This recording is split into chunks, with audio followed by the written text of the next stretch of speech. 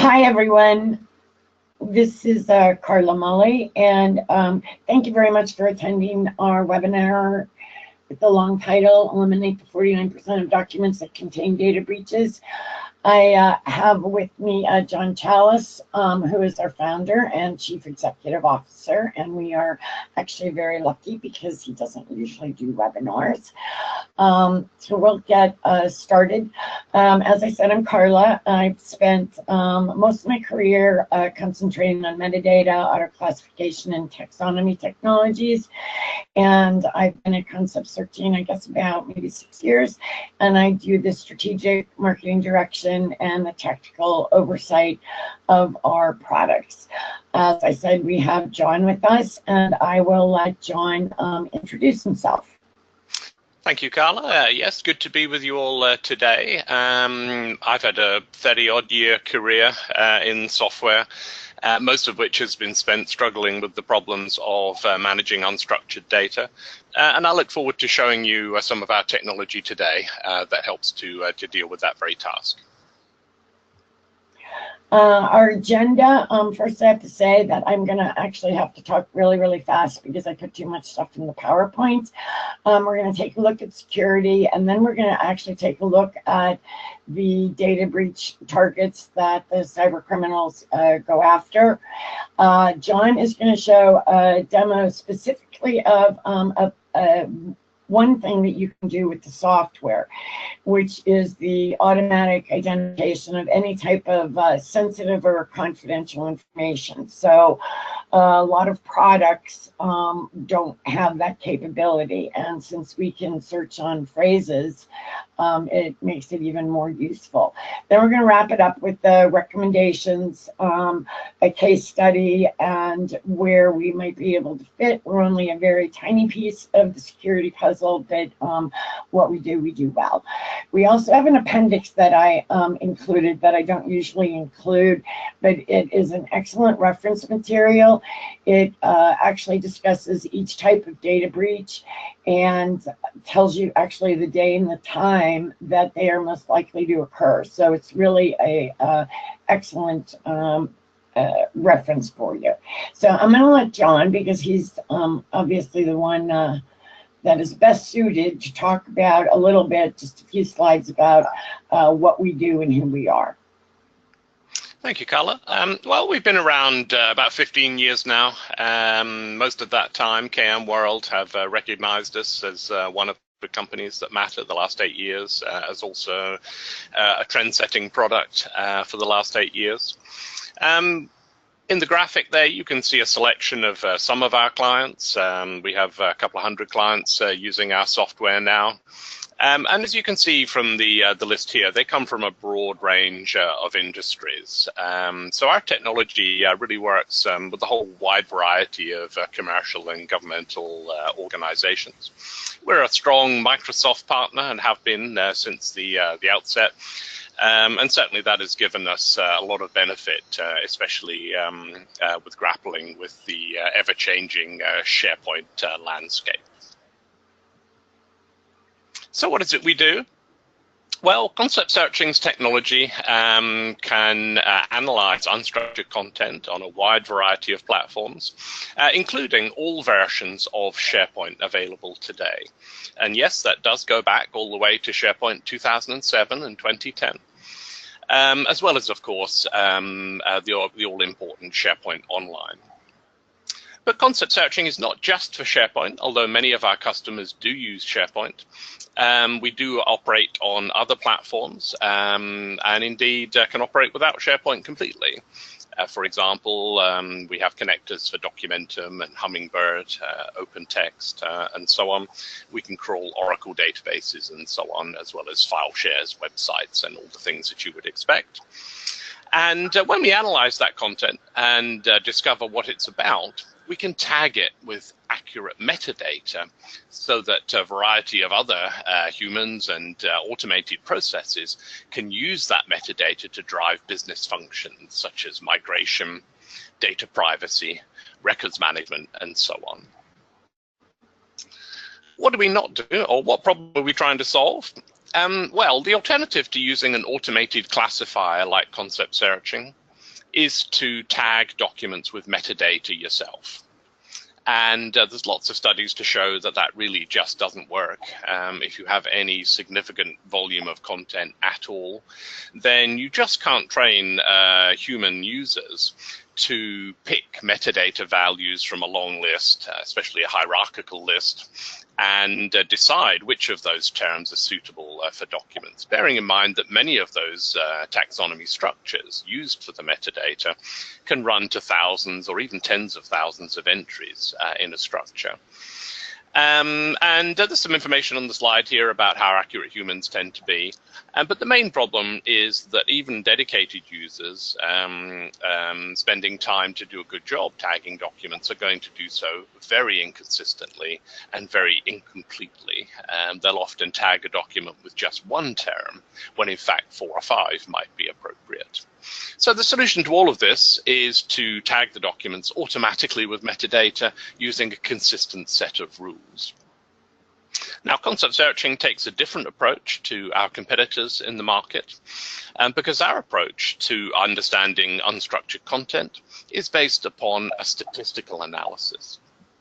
We call it compound term processing, and it's the breakthrough technology that made us call the company concept searching. The idea is that prior to concept searching, all statistical search technology and processing technology analyzed unstructured text on the basis of single words in isolation. But if you take the example on this screen here, which is referring to triple heart bypass, if I take 3 words like that and put them together, it's very easy to understand what I'm talking about.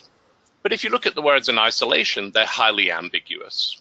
And this really is the key to our understanding of content to a greater degree than competing technologies that are often just looking for keywords and phrases and regular expressions in order to perform their auto-classification. There are webinars dedicated to showing our technology in full, and if what I've said intrigues you, then please have a look via our website to some of the other webcasts that show how we use compound term processing in the classification process. And now I think it's back over to you, Carla. Okay, as I said, I'm going to try to talk as fast as I can. This is just a transition slide, and according to, and I never can say this, Kaspersky Labs, 1/3 of people using the computer experience some form of web attack. So it's quite a few people. So what is the landscape? Cybersecurity in the past couple of years has dramatically changed. Data breaches are running about 29% higher than last year, and of course the big news maker besides Equifax was ransomware. One of the interesting or problematic things about data breaches is that less than 30% of the breaches are made public, and it usually takes a very, very big type of data breach to even get in the news. So most of us people really don't even know when data breaches are occurring. Even companies won't even tell their clients that they've been attacked. So what are 2 of the problems with digital security today? One is that the perimeter is protected. Organizations have done a pretty good job on that, but not the endpoints. And when you're using the cloud, there's a whole lot more endpoints than there are when you're doing on premises. The other problem that has come to the forefront is end users. End users are responsible, we'll see, for a lot of the data breaches that happen. What are the costs? We can look at the 1.7 trillion, but I think what's more apt is losses of between 50,000 and 100,000 can occur in the organization itself. What's kind of troubling is that only 6% of organizations have any type of disaster recovering plan. If we look at this couple of the pictures on the side, you can buy cyber insurance now. I think it's probably a fortune. Anthem, who's the second largest insurer in the United States, is facing the largest settlement ever awarded at $115 million for a data breach. Another one that's interesting is Nivea, the skin cream maker, was a victim of the ransomware Petya, and so far it's cost them $41.5 million in first half sales. And as of August, they still do not have their production running in 17 plants, so the costs are expected to go up dramatically. If we look at the organization, the average cost of a data breach has now climbed to $4 million. The average loss of brand is $3.3 million, and we can see in the case of Nivea, it can be far more. Interestingly, 75% of all breaches target the small and medium-sized business. Cyber criminals are after two things: money and information. That's all they care about. And personal information on the black market is extremely valuable. And then we come to the problem that can be solved, or at least hopefully minimized, from within the organization, and that's the end users. Now, end users also consider temps, contractors, partners, external stakeholders, and 88% of the data breaches is due to negligence and poor file sharing methods. So let's take a look at what your manager is doing. It seems that the executive team isn't doing a whole lot to protect information. So you can look at the percentages, but we have C-level executives leaving information on a printer, using an unsecured wireless network, putting it in a trash bin, leaving it in a public place. So they're not exactly a role model for the end user. And why do they do that? To summarize, it seems that the processes are complex, complicated, and some of the executives just didn't even realize that there was a process in their organization. This is a quote from the Psychotic User Conference, which was just held about a month or so ago. And they asked hackers what was the primary reason for data breaches. And they said, you, meaning all of us. So what are we doing? We've sort of badmouthed the executives. So what are the end users doing? Productivity across the board is flatlined. So what does that have to do with cybersecurity?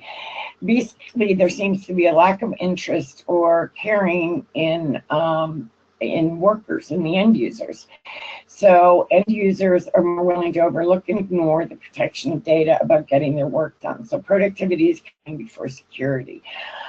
Falling from 56%, only 39% of workers believe they can do all they can do to protect corporate data. The three types of breaches end users are most likely to commit are accidental, malicious, and negligent. End users feel that they are primarily negligent. What was also sort of surprising that I read was that 1 in 4 security administrators will actually abuse their rights, which is, I don't know how you fix that since they're security administrators. But supposedly there was a study and that's what they found.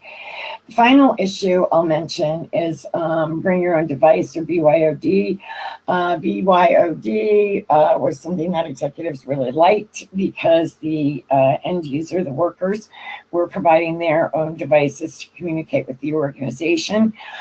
In a cloud type environment, it's basically an IT nightmare because IT has to, it's done correctly, has to ensure that everybody's device is up to date, and it's just too much for them to handle. Second problem is you can't control the personal use. If it's your own device, you still have the right to use it personally. And a lot of administrators felt that workers are actually storing corporate information that may be confidential on their personal devices, but there's really nothing they can do about it. Let's get into the different types of problems. First one is email. It's not the worst. Mobile is actually the worst. But there's all different types of email. So there's ransomware, business email compromise, credential phishing, and more, maybe bypassing your security defenses. What's not going to go over all these bullets, but email attacks rose 45% in the last quarter of 2016. What's very popular now is BEC, or business email compromise. It's also called whaling. And this will bypass essentially next generation defenses. They are structured so the emails appear to be coming from someone internally with managerial responsibility and appear legitimate. And the key is that they are believable. So if I receive an email, it is somebody that I either know or know of and hold a position that's above mine. So typically an end user would open it. Another thing that's very, very popular is sending humorous attachments, and we've probably all done this. An employee opens a humorous attachment and then resends it to just about their entire address book, infecting all of their PCs. Over on the right-hand side are the top 10 subject lines in the end of the second quarter 2017. And that's from a company called KnowBe4. And I haven't looked at it, but KnowBe4 offers a free security phishing test. So supposedly you'd be able to tell how often your end users would open a malicious attachment. In your appendix, it says approximately 12% will open a malicious attachment, and it's typically done on a Tuesday at 3:45 in the afternoon. So maybe you want to shut down email then. How do you fix email? Well, as with everything, it's pretty complicated. What you want to do is you really need a multi-layer strategy that creates redundancy. That's really required in a threat environment. So for example, a spam filter, a good one, can prevent emails with malicious attachments from reaching users in the first place. A web filter can keep users away from websites contaminated with exploits. You might have these filters in place to prevent users from downloading exploits. But if those layers fail, and you can probably be assured that sooner or later they will, you'll also want to have anti-malware to check the code and executables and potentially put them in a sandbox and detonate them to see what their behavior is. So, got ahead of myself. Let's look at the ransomware. 320,000 new samples are detected every single day. Mobile, as I said before, is the biggest target. Experts advise not to pay the ransom, but it appears that the majority of companies will pay it. But what you don't know is if you actually even get your data back. I mean, you're actually placing that trust in the cyber criminal that you get it back. There's a big growth of zero-day exploits. And for those of you who may not know, those are complex attacks that target newly discovered vulnerabilities in software and hardware. And what they'll do is they'll strike your network before security has deployed a patch for it. Also on the growth trend is APTs, or advanced persistent threats. So they are also complex and very sophisticated attacks consisting of different types of components, such as like penetration tools, network propagation mechanisms, spyware, tools for concealment, and other related components. These type of attacks can actually go on for months or years, and many of these are state-sponsored. So once they're on the network, they move laterally, and They are essentially very sophisticated and extremely hard to find. Credential phishing is also actually very popular, I guess you can say. In this case, attackers use infected computers to record videos and gain access to sensitive data that enables them to transfer money from accounts. And they typically, a big one was they targeted the banking industry, so they'd also take money out of ATMs. And the losses per bank started at about 2.5 million, went all the way up to 10 million. And the total losses are over 1 billion worldwide. Mobile security, vast majority of end users rely on mobile. I mean, who doesn't use a mobile device to contact the organization? As I had said before, IT teams are typically not prepared, and to be quite honest, it's something that would just be an incredible amount of work. Mobile now has the worst record for data breaches. Costs are about $5 billion just for cell phones in 2017. Asking IT pros, 67% say they have probably already been breached, and 64% say it's very likely that sensitive corporate data is present on their employees' mobile devices. So what should mobile security provide? Basically, it's end-to-end protection starting at the phone. So that would be threat detection, analysis, remediation, network software, malicious apps, non-compliant apps, vulnerabilities, and compromised device operating systems. So there's a lot that goes into securing a mobile connection. Shadow IT.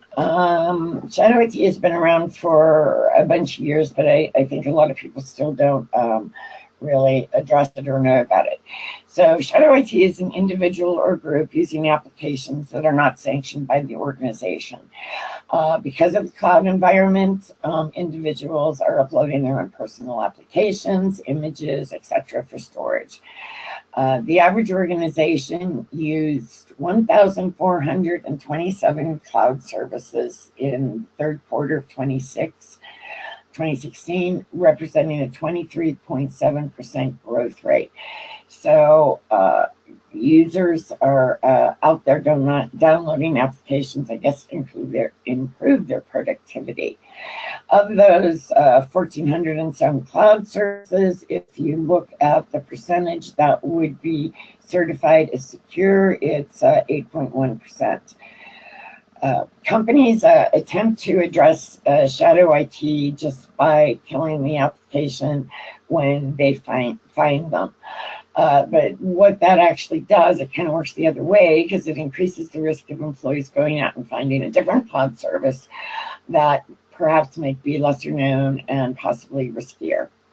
So what are the action items for shadow IT? First of all, you need to find out the extent of the problem, and that's actually an area where our software could help. And then it's recommended that you categorize your cloud services based on risk. So some are going to be a lot more riskier than others. Develop and enforce information governance policy. And of course, the key word is enforce. And I think all of you will understand that enforce is very hard to do. Start change management practices, and also investigate some of the applications that they're using. A lot of times in organizations, you don't exactly have the newest or greatest piece of software, and perhaps end users have stumbled upon an application that you actually may want to adopt in the organization. And then obviously apply data loss protection. Collaboration is also an area, it's very similar to shadow IT, and a lot of organizations don't necessarily know what is going on, meaning you don't know what your end users are emailing to, say, a business partner. And again, we looked at the group, which could be a wide range of people that perhaps are only even working for you temporarily.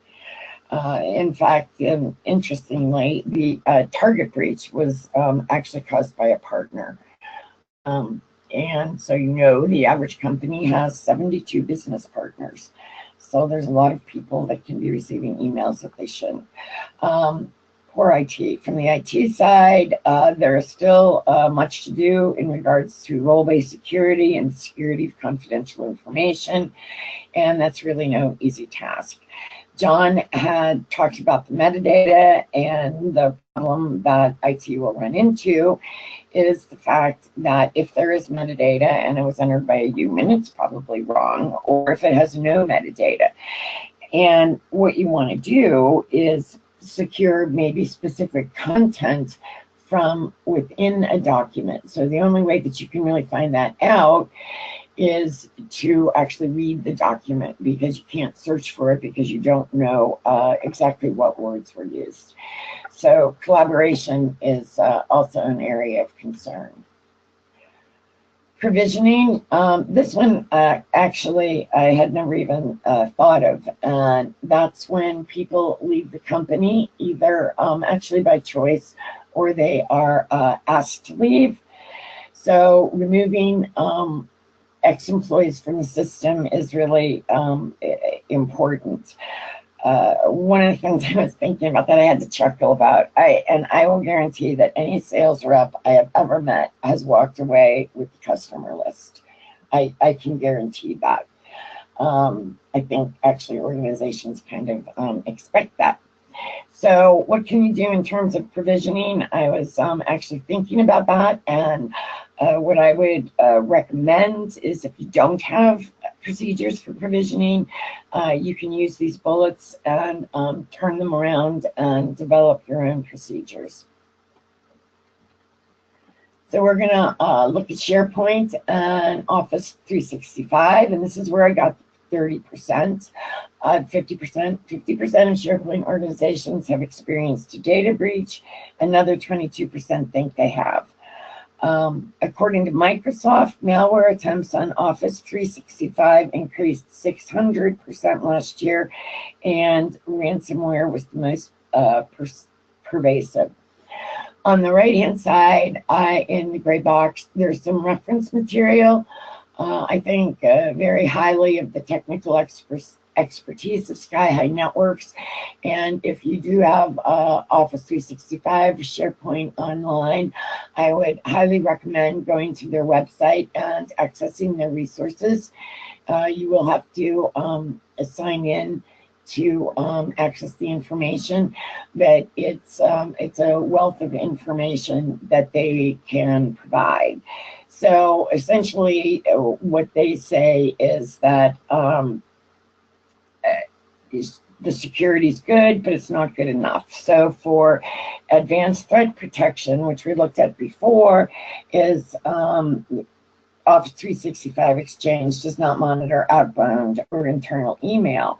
But the problem is that these cyber criminals are actually inside your network already, but you don't really know it. So they seem to be legitimate end users, when in reality they're not. Another problem is OneDrive for Business. 17.4% of documents in OneDrive contain sensitive information.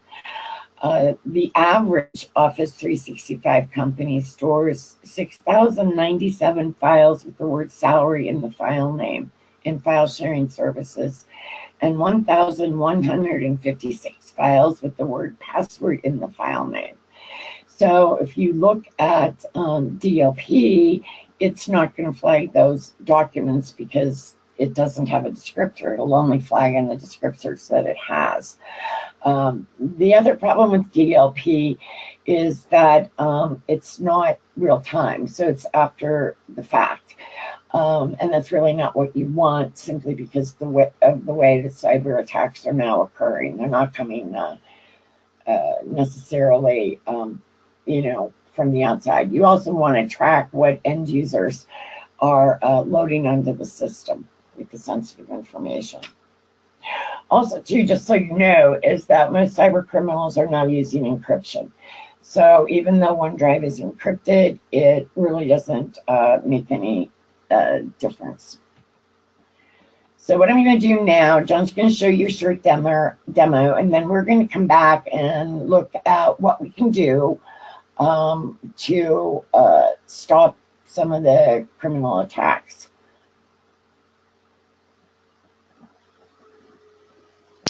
Well, thank you, Carla.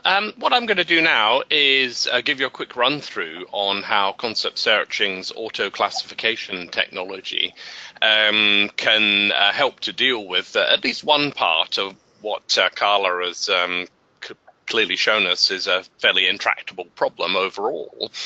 But once you know what unstructured content is about, and you can look for information inside those documents automatically, there is at least something we can do, and that's the purpose of my demonstration.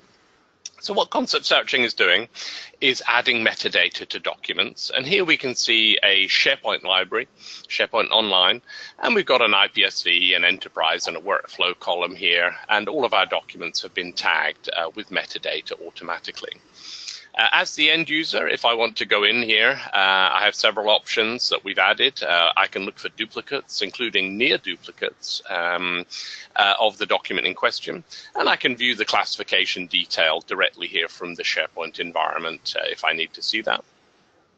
And all of the evidence as to why a document received a piece of classification tagging can be identified by clicking on the tag, and the evidence that concept searching found is available to view. And of course, you can edit the metadata manually as well if you don't feel the automated tool got that exactly right. Our solution is tightly integrated with all versions of SharePoint. And when the term store is available, we do like to store the taxonomy information inside the term store. We can work outside of a SharePoint environment for those customers not using SharePoint. But if you are using SharePoint, this is probably the logical place to put your data. And not only do we store the taxonomy data in the term store, but we also store the auto classification rules inside the term store as custom properties. And that means that everything to do with the concept searching configuration is stored in one place and in one place only, and that's inside SharePoint. Now, having said that, we don't really want to be working with the term store manager because it doesn't provide any of the tools we need to build auto classification rules or indeed to deal with PII. So what I'm going to do now is to show you how we can use this setup to detect suspicious documents, documents that contain confidential information, and we can automatically apply a rule to do something with that document. So Carla talked about the problem with OneDrive, and certainly our technology works with the OneDrive technology. But of course, it also works with more mundane technologies like the traditional file system. So what I'm going to do for the demo is I'm going to process a small number of documents inside this little local file share here. And what I'm going to do is I'm going to classify the documents against our workflow taxonomy. And the workflow taxonomy has a section for PII, which stands for personally identifiable information, which is a nice generic form of confidential information. And what we're looking for is things like home addresses, credit card numbers, and so on.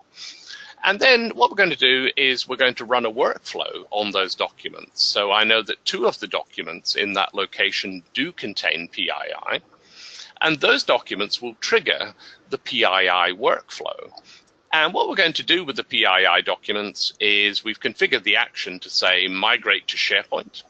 And we're going to put the problem documents into conceptsearching.sharepoint.com into the PII documents folder, where presumably an administrator can take a look and see whether it's a real problem.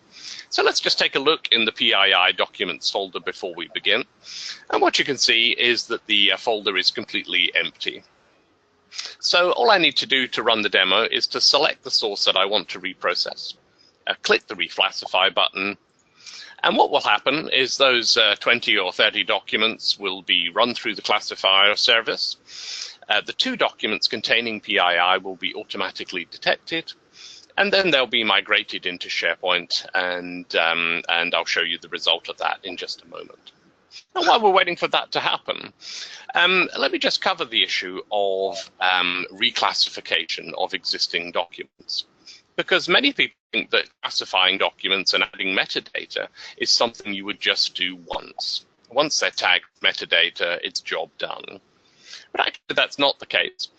Most of our customers find that they want to reanalyze their content on a periodic basis, either because the taxonomy itself has changed and some new terms have been added or changed or deleted, or because the rules have been improved to drive up the accuracy. Maybe there were a few false positives creeping in and the administrator has resolved that. Or indeed, a new type of threat or a new type of inquiry might need to be run, necessitating a whole new section in the taxonomy. And so often we find that customers do want to reprocess millions of documents on a fairly regular basis. And this is where concept searching's design starts to stand out from the competition, because reclassification of existing content is extremely efficient with concept searching. Because we hold all of the information needed to do that locally on the concept searching server, virtually eliminating the load on SharePoint, the load on the network, and the load on any other external sources that we're processing. So while I've been talking, concept searching should have had plenty of time to process those documents.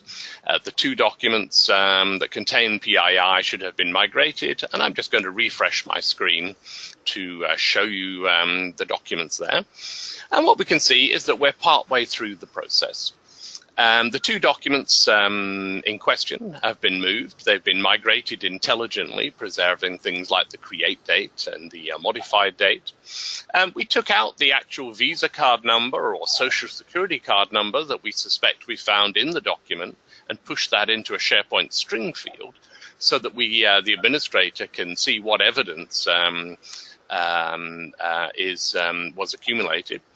And we can even, if we look at some of the other properties on the document, we can see that we can capture the original location of the document, which by now may well have been deleted, depending on the workflow configuration, so that we can see where the document was before concept searching found it and performed the workflow operation on it. But you can see that the IPSD, the enterprise, and the workflow columns are still blank. And that's because these documents have just arrived in SharePoint, and that will have triggered a processing of this new content, just like any other new or changed content you have in SharePoint, meaning that the auto-classification will happen literally just a minute or two after the documents have been pushed into this location. So if I refresh my screen one more time, we should find, hopefully, that there's been enough time for that processing to happen. And now we can see that the documents have also been tagged with metadata against those managed metadata properties. And that's in addition to what the workflow found by way of PII evidence. So hopefully that's whetted your appetite for the sort of thing that we can do with automated tools. We can scan a wide range of sources. This is not just for SharePoint content, but for almost any type of content you can think of, including those legacy file shares. And as you can see, we can go in, we can deduplicate, and we can find sensitive content. And crucially, we can deal with it. We can perform an action in order to automate the processing of that content. So that's the demo that I wanted to show you today. If you want more information, please visit our website. But for now, I'm going to hand back to Carla, and I'll just make you the presenter. Over to you, Carla. Okay. Hopefully that will work.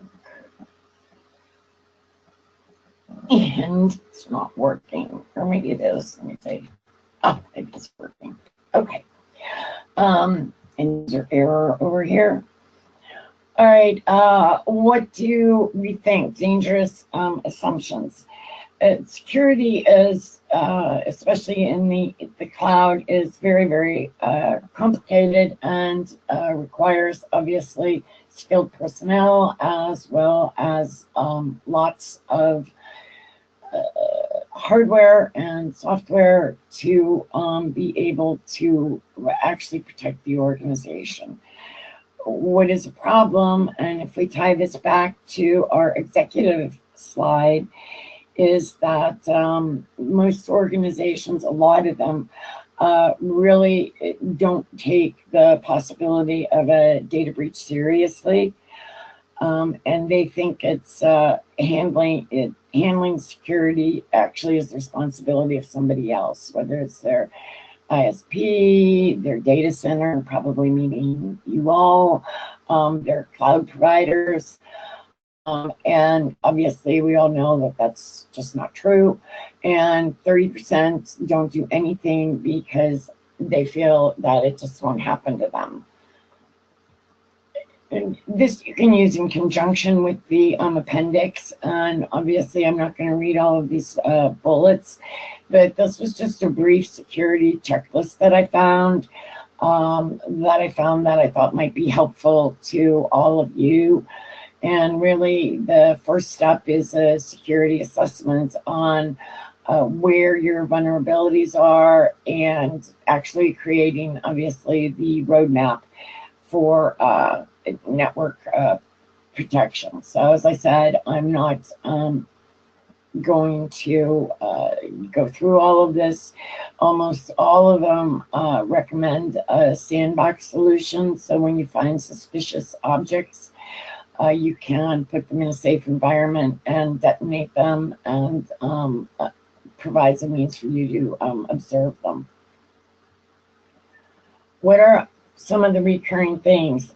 We saw from the end users, who are causing 68% of the cyber crimes internally, is that there are actually a lot of controls that you can employ. And I understand that that's very hard because a lot of end users will ignore you. You don't necessarily have executive buy-in, but there are ways that you can mitigate the threat of a cyber crime. First thing, of course, is can you get the fact that security is just as important as productivity? Education and training. Most organizations statistically don't provide a lot of education and training, even on new software. So there are software companies out there that specialize in security that KnowBe4 that I had mentioned that you can go to, and you can actually take phishing tests to see how your end users would respond to malicious emails. Identify and secure confidential information, which is what John was talking about, and put the policies and processes in place and enforce them. And unfortunately, the security administrators and the specialists have to get appropriate buy-in that actually the procedures would be enforced. And that would apply to provisioning and shadow IT. BYOD or not, it's probably going to take a long time for upper management to rethink that whole problem of BYOD and security. But an organization should do all they can to secure the mobile communications, because that's a huge target for cyber criminals. And that would be securing all devices that communicate with the organization. The biggest thing, and that should have been first or last, is backup. If you get hit by ransomware, as long as you have a backup, you would actually be okay. It would take you time and effort to restore anything, but you would have a backup. Watch for lateral movement in the organization. We've seen a trend now is that the cyber criminals are very sophisticated, and they're actually inside your organization. They're not outside your organization, they're inside. So watch for lateral movement, and there are tools that can track that. Get the right tools to secure endpoints, which I realize is extremely easy to say, but if it's already cost NVIDIA $41.5 million, I can guarantee you that security tools are going to cost a lot less than that. This is just two little stories, or I guess three little stories of data breaches that occurred That's some big companies, some more smaller companies. Where can we help out? We are only, as I said before, a very, very small piece of the security puzzle, but what we do well. So you can eliminate end user tagging, or appropriately, just if you're not using tagging, tag content. You can rapidly create workflows. You can increase the scans of exchange, especially too in the appendix. If you buy the study, not buy the study, but if you buy into the study, you can increase scans of different pieces of software based on the typical day and time that cyber criminals will be trying to infiltrate your organization, or are already sending out malicious emails. OneDrive for Business obviously is real time, and will find, John used PII, but you can also use phrases or concepts, so you can use multi-word terms, and that should address some of the collaboration issues too. So collaboration is as I said before, the ability to actually look at the content within the document itself and then put the security in the document instead of just looking at the overall generic metadata tags. And our solutions are primarily a technology play. So most people initially buy the software to improve search. You can do multi-phrase search, concept-based searching, but since it is a technology, it can be extended to really address a whole lot of issues, primarily any issue that has to do with unstructured content. So case study, the U.S. Air Force uses our software for a lot of things, but about 11 years ago, they implemented our technology to actively go out and search for any type of data privacy exposures. Since they were the medical service, they had to not only deal with insurance and credit cards and everything else, but also medical records, which are extremely popular to be targeted for information, because they contain a wealth of information that people can, hackers can use. And they also have a lot of confidential information. The military and the government has all different levels of confidentiality.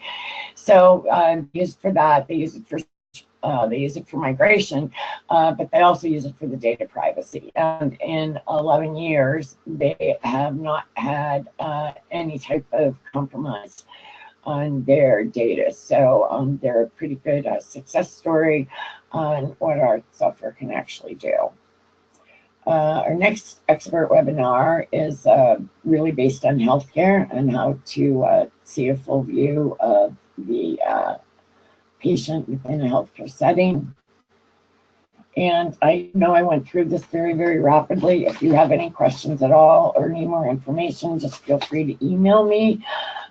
Please look at the appendix, because I think you'll find it very, very useful, and it provides a lot more detailed technical information that I was unable to present today. So I thank you for your time. And again, please let me know, or John know, if you have any questions. So I thank you very much for your time. I truly appreciate it.